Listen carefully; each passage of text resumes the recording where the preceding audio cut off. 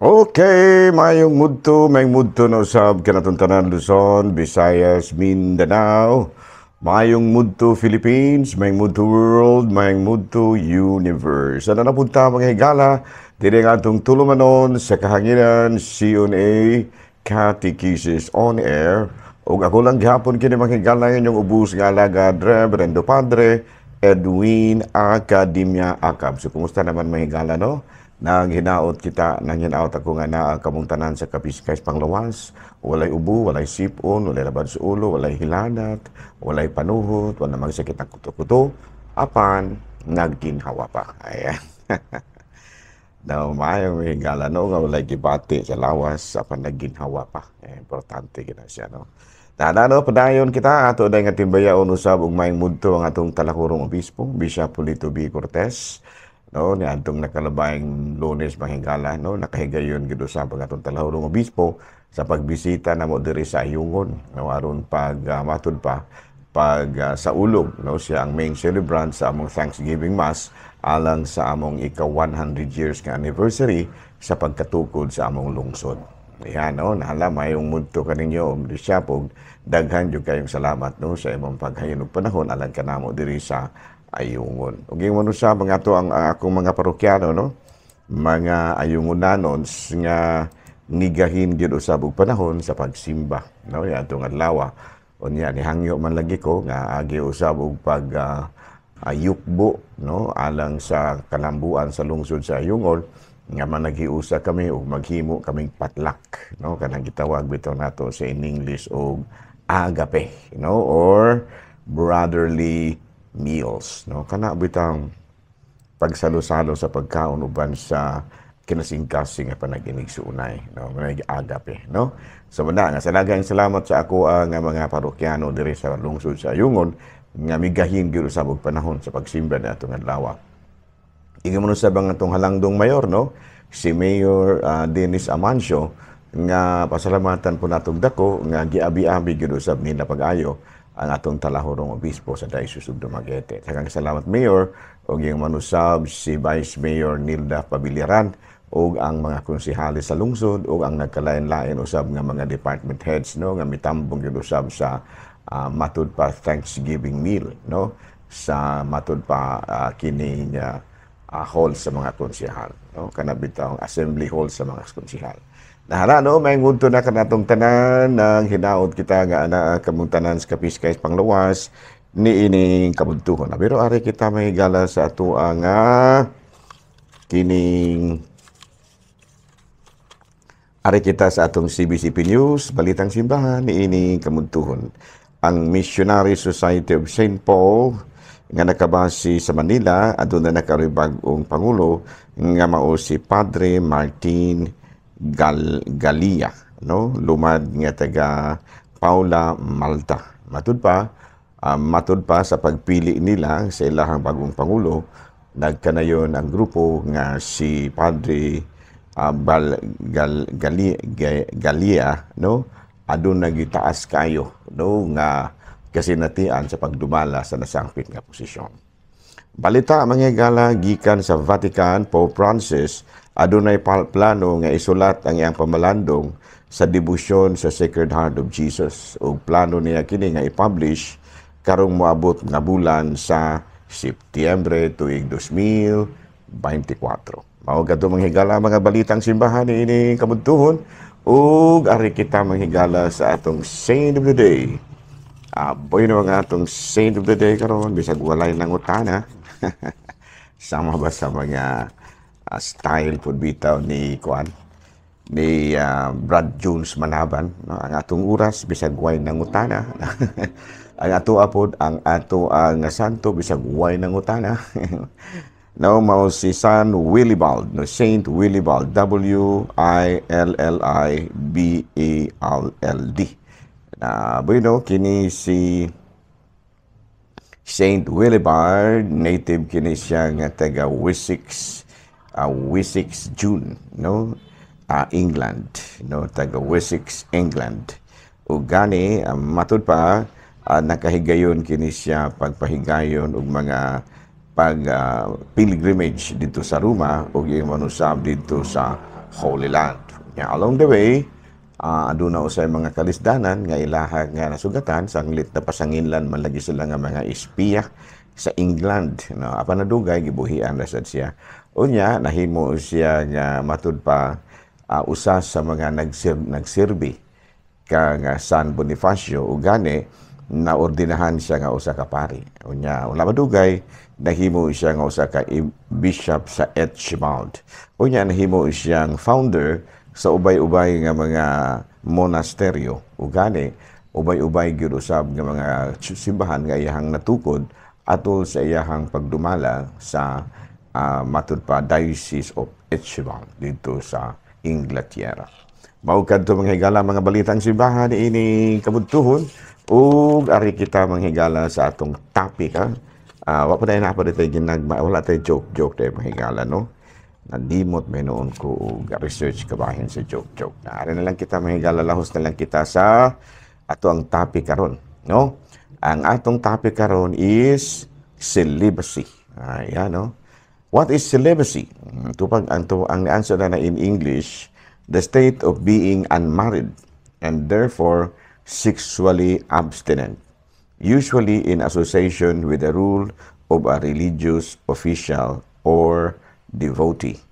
In its narrow sense, the term is applied only to those for whom the unmarried state is the result of a sacred vow, act of renunciation, and or religious conviction. Kung atong binusayo ni mahigala kining celibato or celibasiya or kining celibacy, ang celibasiya usa ka kahimtang sa usa ka tawo nga wala magminyo ug nagsalikway sa pagkikilawas sa usa ka babae ba o lalaki nga nakalakip sa kinabuhing gipuy-an isip usa ka relihiyoso o devoto.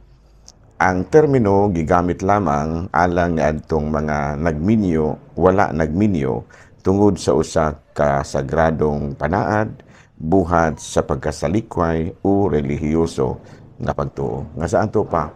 Kung dili ka pari, dili ka usa ka madre, obispo, dili ka pari, usa ka obispo, usa ka kaning gitawag na to og ministro sa usa ka simbahan, unya wala ka nagminyo, dili ka pwedeng tawag og celibate. No? Kami ra yung mga pari o mga madre nga wala nagminyo, isip usa ka panaan, usa ka pagsalikway or renunciation o religious vows, religious faith. No? Klaro ha? So dili nato na pwede gamiton sa mga tao nga dili wala niya na. Nanyaw sa may mga tumong, sa may mga tumong namo nga kami isip mga pari, madre o banpa, dili wala kami nagminyo. Abi no, ang focus gyud sa ang katuyuan gyud or focus o sa katawo nga wala nagminyo isip o sa relihiyoso o sa kapari tungod kay ang kinigong pagkasilibato o pagkasilibate makahatag kanato og makapafocus no kanato sa atong atensyon sa mga area sa kinabuhi nga dili na mabalda sa bisan unsang pagkikilawas. No? Kana ba having sex ba? No, sa ato pa, yung sa kasilibato, focus gud mi sa amo ang mga buhatonon. Nga ikaduha, maupo na ang paagi namo aron malayo kami sa mga distraction like marriage and having children and aron maka fully devote kami sa among spiritual life. No? Sa ato pa, kaming mga celibato or mga babae, mga celibato or mga celibate, usag yun sa mga tumong namo, mao nga aron dili mabalda ang among hunahuna tungod sa kaminyoon o pagbaton og mga anak, aron nga sa kinatibuk-an amo og yung ma-focus no or matutukan ang amo ang kinabuhing espirituhanon. Nga ikaduha, maghatag po kini kanamo kahigayunan nga mas mapaduol pa ang among kaugalingon sa Dios. Nga no? Nya kung gabahin sa mga Bible verses nga matud pa gibasihan niini, kung atong basahon sa unang sulat ni San Pablo ngadto sa taga Corinto kapitulo 32 hangtod sa 34, buot ko nga malikay kamo sa kabalaka ang tao nga dili minyo magtagad sa buhat sa Ginoo ket maningkamot man siya pagpahimuot sa Ginoo. Apan ang tao nga minyo nagkapuliki sa kalibutanong mga butang. Kung buot siya, kay buot man siya magpasalamat siya ang asawa ug busa mabahin ang iyahang hunahuna. Sa ato pa focusing yun, no? Ang amo ang pagpangalagad. Pero matud pa pud lagi sa Mateo Kapitulo 19, versikulo 10 hangtod sa 11. Ang iya mga tinun-an miingon kaniya, kung mao kini ang mahitabo tali sa bana o asawa, may pagdili na lang kami magminyo. Ug si Jesus mitubag, kining maong pagtulon-ana, alang la, dili alang sa tanan. Matud pa ni Kristo no, naingon siya nga, kining pagtulon-ana, dili alang sa tanan. Kung dili, alang lamang ni atong gitagaan sa Dios ni ini. Kay may nagkinabuhing kay nagkalain-lain, no? Alang at balikon na kay na-jungle lang atong istorya. Kining matud si Kristo nagkanayon, kining maong pagtulon-ana, dili alang sa tanan. Kung dili alang lamang ni atong gitagaan sa Dios ni ini. Kay may nagkalain-laing katarungan nganong dili makaminyo ang ubang mga tao. May dili gayud makahimo pagminyo tungod kay natawo sila ingon nga yunoko. Ang uban dili makaminyo tungod kay gikapun sila sa mga tao aron mahimong mga yunoko. Ug ang uban voluntaryo nga dili magminyo aron mas makapangalagad siya sa Dios. No, ug sabtan ninyo kini kung makasabot kamo. Sa to pa kini giingon diri nga alang usab alang kini sa uban, no, nga nagboluntaryo nga dili magminyo aron mas makapangalagad sila sa Dios. So kami kana, no? Kami mga kaparian, mga relihiyoso nga among gipili. In other words, ang pagkasilibato di ay usa kini kagasa gikan sa Dios. Gihatag man niya. Namatod pa niya, no? Wala kini gihatag sa tanan kundi alang lamang ni adtong gitagaan sa Dios ni ini. No, sa ato pa gift from God gid ay ning silibasiya. No, nga wala kami nagminyo tungod alang sa pagpangalagad. Unya, kining mao nga balauda, nasugdan kini nga gipatuman na adtong tuig 300 o hangto baka 303, no? Kay kining buwan lang balaura na hukman, pinaagi sa panagtigom sa mga pari, no, ni adtong tuig 300 o baka 309, sa usa ka konseho nga gitalawag og Elvira, no? Konseho sa Elvira nga nahimutang sa Espanya. No, unya usa ka panagtigom nga giapilan sa 19 ka mga obispo ug 24 ka mga pari. Nga usa sa mga nakabuot nga lagda sa mao nga panagtigom mao ang Canon 33 nga mao ang pagdili sa mga pari o mga madre nga magminyo ug sa tanan nga ministeryo sa altar. Sa ato pa Canon 33 nahukman gyud manghigala. So hangtod karon ang maong balaod gipahimutan gihapon sa Katolikong simbahan. Nga ang mga kaparian, mga kamadrihan, dili gyud mismo makaminyo. Nga ako mismo sa akong eksperyensya, aduna gyud mga tentasyon, no? Aduna gyud mga tentasyon nga kung dili namo mapakigbatukan, maoy maghatod ka namo sa pagsalikway sa among panaad, no? Panaad sa silibasiya. Ang among gihimo, gilig-on gyud namo. No, mga pangutana siguro kamo nya giun sa man nimo paglikay gyud padre nga dili gyud ka madala sa mga tentasyon, labi na sa mga tentasyon sa pagpakighilawas o sexual relationship. Tupag ni ana usa sa mga gihughimo ginamo mao paglig-on sa among prayer life, no? Gani do na gyud kami kanang gitawag nato og holy hour or kini bang gitawag nato prayer of the hour, kanang gitawag namo og breviary. No, 5 times a day, amo gyud kining ampuon. No, kanang Lord, open my lips, and my mouth shall declare your praise. No, daghan kayo, muna among gihimo, kada adlaw gina, no, 5 times a day, nagampo mi sa among breviary. No, unya, matud pa, doon na po kami mga daghang paagi, no, na kinahanglan muna nga, ang uban po namo, no, gi-focus ang among hunahuna sa mga trabaho. Doon ay mga infrastructures nga pagtukod o mga kapilya, mga simbahan, uban pa nga mga religious infrastructure ug nga manusab kining ginatawag nato og Christian formation sa mga sakop nato, no? So muna nga nakinahanglan pud muna nga usag gyud sa among hinagiban mao gyud ang pag-ampo batok sa mga tentasyon, no? Ampo gyud mi. So doon na may gitawag nato og breviary nga sayo pas buntag alas 4:30 pa, alas 4 pa nagsugod na may kampo. O aron nga mas muligon kami batok sa mga tentasyon. Unya, muna nga nagkinahanglan pud may sa inyong mga pag-ampo, no? Kaming mga silibato kay sa ako na ginaingon, daghan kay mga tentasyon kami mga kaparian, mga kamadi. Muna nga ang uban in taon na akong mga igsuon nga mga pari na may nakadesider gyud nga mobiya sa ilahang pagkasilibato o magminyo sa sila, no? Pero ila sad na, no? Ila sad na nga desisyon, no? Kaming mga nahibilin nakinahanglan gyud ming magampo, ligunon gyud namo ang amo ang panaan o conviction o renunciation o devotion nga magsilibato gyud mi hangtod sa kanturan. Muna nga nagkinahanglan po mi sa inyong pagampo kay ug kami kamera muna ra pod pero kinahanglan tabangan po mi ninyo kay matud palagi no man is an island.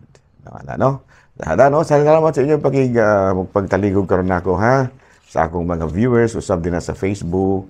Daghang kayong salamat sa inyong pagsunod sa atong mga programa, no, nya salig nga maningkamot gyud ko nga sa batag karon ug unya nga mo kuan ka mo tan-aw kamo sa ato ang Facebook page nga doon na gid moy makutlo. O klaro ba?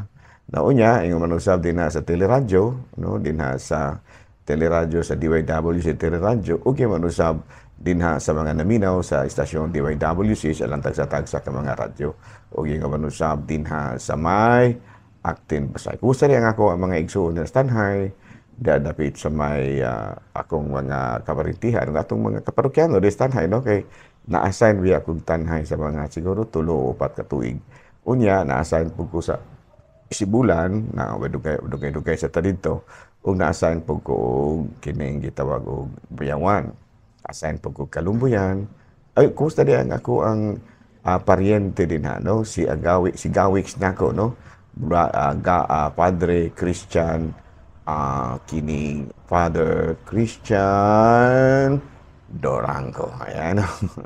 Kabulo ko manghigala, no? Ako gulang-gulang na jud ko kay may maglisod na ko memorize og pangalan. Gani dunag sa itong bitang ko ako mo'y nagpasalamat panahon sa Thanksgiving Mass. Nalimot pa nung pangalan sa akong mga kaparian. Muna nga ako na lang yung isulat kay kining may daw nga 64 years old na ta. Doon na nagigamay pong medyo kinaiyang malimtanon. Ha? Salamat kayo ninyo ha sa inyong pagsunod ni atong programa sa kanya na sa Facebook, sa YouTube, sa radyo, ug manusab din na sa teleradyo, sa Radyo Bantilyo. Daghang salamat ug maayong mudto Pilipinas.